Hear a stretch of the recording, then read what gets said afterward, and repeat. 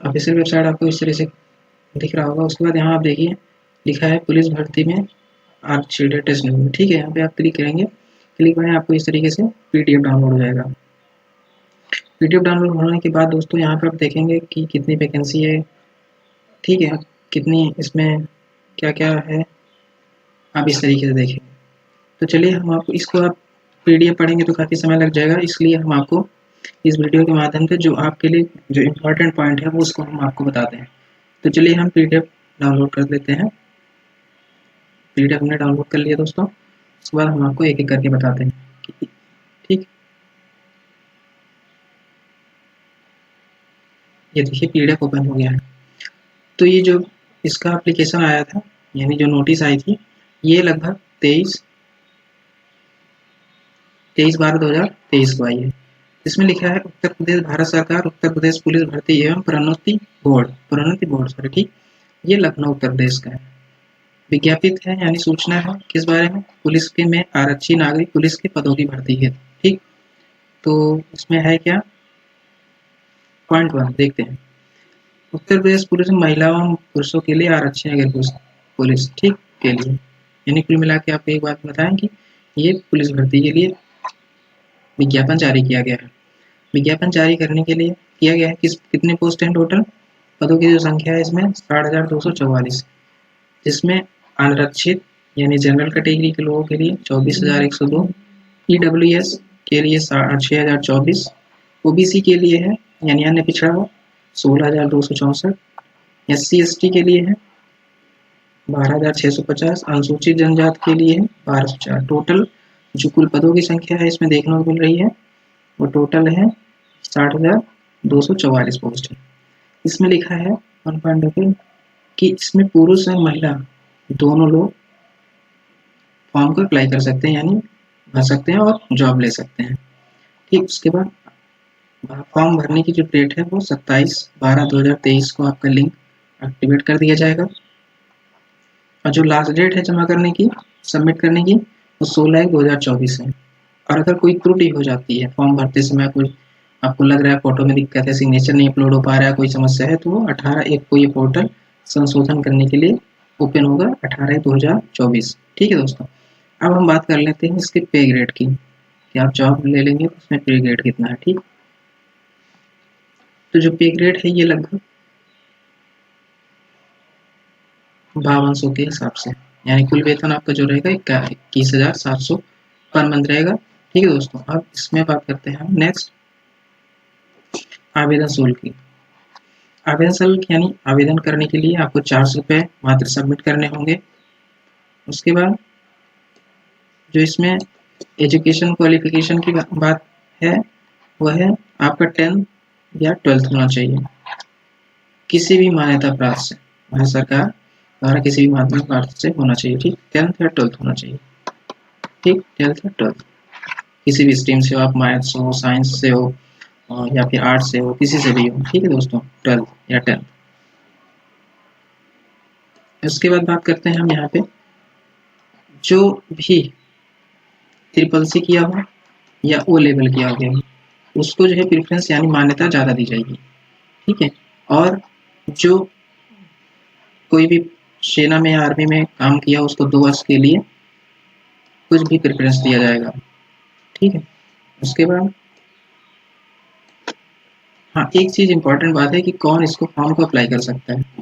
देखिए यहाँ पे जो मेल के लिए है, मेल कैंडिडेट के लिए है वो 1/7/2023, ध्यान से देखिएगा, 1/7/2023 से 22 वर्ष की आयु प्राप्त, यानी इसका मतलब ये है कि आप की जो डेट ऑफ यानी 18 से 22 साल की हैं, इसी के बीच में तभी आप फॉर्म को अप्लाई कर सकते हैं। और आपका जो डेट ऑफ बर्थ है वो 3 जुलाई 2001 से पहले का ना हो और 1/7/2023 के बाद का ना हो, ठीक है। यानी कुल मिला के आप 18 से 22 उम्र के बीच में हैं, जैसे आप 20 साल के हैं, 19 साल के हैं, या 21 साल के हैं, या 22 साल होने में कुछ मंथ बाकी है, या 18 साल के कुछ मंथ, 18 साल से कुछ मंथ, यानी आप 17 साल 12 महीने के हो गए हैं तब भी नहीं कर सकते हैं, ठीक। तो इस तरीके से यानी आप कुल 18 महीने वो सॉरी 18 साल से 22 साल के बीच के हैं, तभी आप फॉर्म को अप्लाई कर सकते हैं। और जो फीमेल कैंडिडेट के लिए है, फीमेल के लिए जो है वो भी 2 जुलाई 1998 के पहले की पूर्व तथा 1 जुलाई 2000 बाद का ना होना चाहिए। यानी आप 2 जुलाई जो फीमेल कैंडिडेट्स की हैं वो 2 जुलाई 1998 के पहले का उनका डेट ऑफ बर्थ ना हो, उसके बाद का हो, और 2005 के बाद का ना हो, ठीक है। और मेल के लिए जो था वो 2 जुलाई 2001 से पहले का ना हो और 2000 और 1 जुलाई 2005 के बाद का ना हो, ठीक है। यानी आप इन्हीं दोनों के बीच में, यानी मेल कैंडिडेट्स के लिए 2001 से 2005 के बीच, और ये फीमेल के लिए भी 1998 से 2005 के बीच में, ठीक। और नेक्स्ट जो बात करते हैं उसके पेपर पैटर्न की बात करते हैं। जो लिखित परीक्षा आपकी होगी, लिखित परीक्षा आपकी जो होगी टोटल 300 अंकों का होगा, जिसमें समय मिलेगा आपको 2 घंटे का। और ये पेपर 4 विषयों में, यानी 4 सब्जेक्ट के होंगे आपका। कैसे, कौन कौन से? सबसे पहले आपका हो गया जनरल नॉलेज यानी सामान्य ज्ञान, जीके पूछा जाएगा। उसके बाद दूसरा रहेगा हिंदी, पहला हो गया आपका जीके, दूसरा हो गया आपका हिंदी, और तीसरा हो गया जैसे एप्टीट्यूड यानी रीजनिंग वगैरह या मैथ्स, ठीक। उसके बाद चौथा हो जाएगा आपका रीजनिंग, ठीक। ये हो गया 4 पेपर, और टोटल जो प्रश्न होंगे 150 के होंगे। टाइमिंग बता ही दिया हमने, 2 घंटे का होगा, और एक क्वेश्चन 2 घंटा की, यानी ऋणात्मक जो कट जाएगा आपका 0.5, ठीक। ये होगा गलत आंसर देने पर माइनस, यानी 0.5 डिडक्ट कर लिया जाएगा, माइनस हो जाएगा, ठीक है आपके। इसका जो पेपर पैटर्न होगा वो MR शीट पे होगा, यानी पेपर ऑफलाइन होगा, ठीक। पेपर ऑफलाइन है ये भी, ठीक। ये भी ध्यान देने की बात है। और उसके बाद अगर पेपर एक से ज़्यादा शिफ्ट में होता है, 1 शिफ्ट या 2 शिफ्ट या 3 से 4 शिफ्ट में होता है, तो वहाँ पे नॉर्मलाइजेशन की प्रक्रिया होगी। आपकी जो मार्क्स दिए जाएंगे वो नॉर्मलाइजेशन की बिहेवियर, जैसे लगता है मान लीजिए कोई एग्जाम में पेपर में कोई इजी आ गया, कोई टफ आ गया, तो उन दोनों में नॉर्मलाइज किया जाए अगर एक से ज़्यादा शिफ्ट में होता है तो, ठीक है। ये हो गया। नेक्स्ट हमने बता ही दिया MR शीट पे होगी। और एक बात और ध्यान दीजिए, इसमें आपको MR शीट के साथ 3 जो है आंसर की मिलेगा। उसमें आंसर जो आप सर्कल करेंगे उसमें नीचे, वो आपको एक वहीं पे सबमिट कर देना है, एक आपको मिलेगा, और एक जो एग्जाम करा रहा है उसके पास रहेगा, ठीक है। ये भी होगा। उसके बाद जो आपका फिजिकल होना है, फिजिकल होना है वो पुरुष यानी मेल कैंडिडेट के लिए, वो जिसकी हाइट 168 यानी 5 फुट 5 इंच होगी, इससे ज़्यादा होगी, उसको लिया जाएगा पुरुष कैंडिडेट के लिए, यानी मेल कैंडिडेट के लिए, ठीक है। और जो अनुसूचित जनजाति के कैंडिडेट के लोग हैं उनके लिए 160 लिया जाएगा, यानी 5 फुट 3 इंच से ज़्यादा होना चाहिए, ठीक है। उनके लिए हो गया। और जो आपका चेस्ट होगा मेल कैंडिडेट के लिए, उनके लिए 79 सेंटीमीटर होगा, या 64 सेंटीमीटर जो फुल कहते हैं, उसमें लिखा है इसमें कम से कम 84 सेंटीमीटर फुल आने पर। और अनुसूचित जनजाति अभ्यर्थियों के लिए 77 यानी SC/ST के लिए 77 और OBC और जनरल के लिए 84 सेंटीमीटर रहना चाहिए, ठीक है। ये हो गया। और मेल कैंडिडेट के फीमेल के लिए जो हाइट रहेगी 152 सेंटीमीटर होगा, यानी 5 फुट से ज़्यादा होना चाहिए। और इसमें फीमेल के लिए जो SC/ST हैं उनमें 147 होना चाहिए, और इनका वेट जो होगा वो 40 किलो का होना चाहिए, 40 किलो का, ठीक। उसके बाद रनिंग की बात करते हैं, यानी फिजिकल एफिशिएंसी टेस्ट, यानी रनिंग में आ जाते हैं। तो जो मेल कैंडिडेट हैं उनके लिए आपको जो है 25 मिनट में 4.8 किलोमीटर रनिंग करना है। और वहीं पे फीमेल के लिए यानी आपको 2.5 किलोमीटर दौड़ना है, यानी आप 2.5 किलोमीटर रनिंग करना है कितने मिनट में? 14 मिनट में, ठीक है। इससे कम होता है तो आपको जो है वहाँ से बाहर कर दिया जाएगा। उसके बाद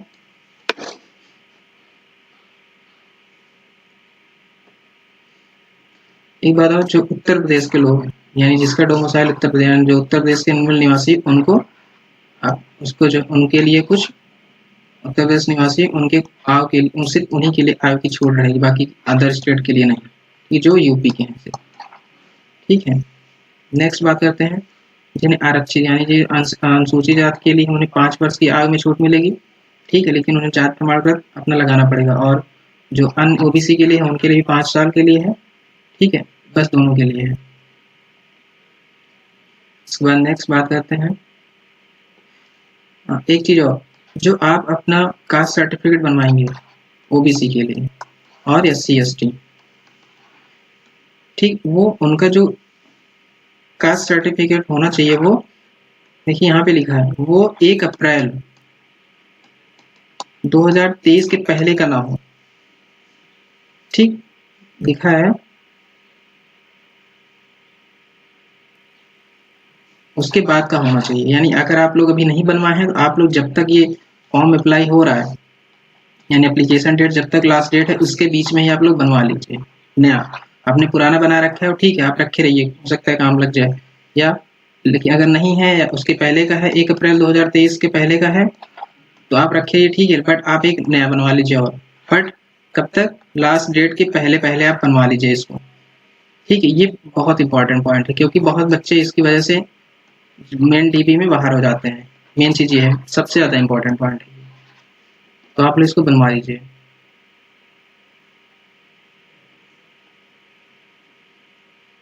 बाकी आपको ऑनलाइन जो है वो 27 यानी कल 27/12/2023 से फॉर्म स्टार्ट हो जाएगा फिल करना। आप लोग इस साइट पर जाके फॉर्म फिल कर सकते हैं।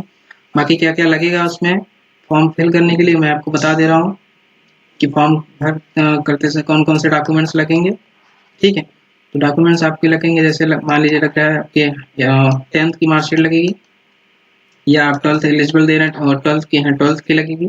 उसके बाद आपकी एक फोटो सिग्नेचर फोटो आपकी लगेगी। ठीक है, ये सब आप रख लीजिए।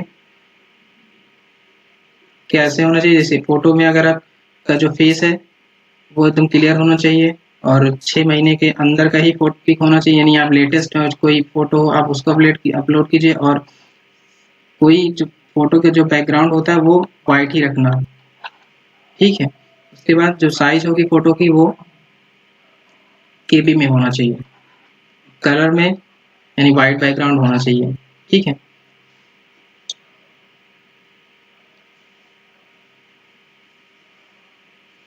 बस यही इतना सा था। और 10th 12th मार्कशीट अपलोड और साइन लोग तो कर ही लेंगे आप लोग, उसमें कोई समस्या नहीं है।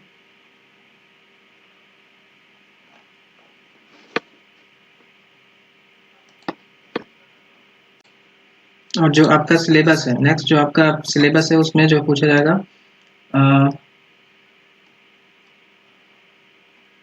जो आपका रिटर्न होगा उसमें सामान्य ज्ञान पूछा जाएगा। ठीक है, और हिंदी रहेगी। हिंदी में जो पैटर्न दिया गया है सिलेबस आप लोग डाउनलोड कर लीजिएगा। उसके बाद न्यूमेरिकल मेंटल एबिलिटी मैंने बता ही दिया था। जो आपका ये सिलेबस है इसको आप लोग डाउनलोड कर लीजिए, इसमें से एक एक चीज पढ़ के आप अपनी नोट्स बना सकते हैं, तो उससे काफ़ी आपको हेल्प मिलेगी रिवीजन करते समय। ठीक है, जैसे ये लिखा है रिलेशन, लॉजी, ब्लड रिलेशन, इन सब के आप अच्छे से नोट्स बना लीजिए किसी जगह से, उसके बाद आप रिवीजन कर लेंगे, तो आप रिवीजन टाइम जब आप एग्जाम दे जाएंगे तो प्रैक्टिस करेंगे तो काफ़ी आपको इजी वे में। बाकी ये सिलेबस आप लोग डाउनलोड कर लीजिएगा दोस्तों। ठीक है, अगर आपको वीडियो अच्छी लगी तो वीडियो को प्लीज़ लाइक कर दीजिएगा और चैनल को जरूर सब्सक्राइब कर दीजिएगा।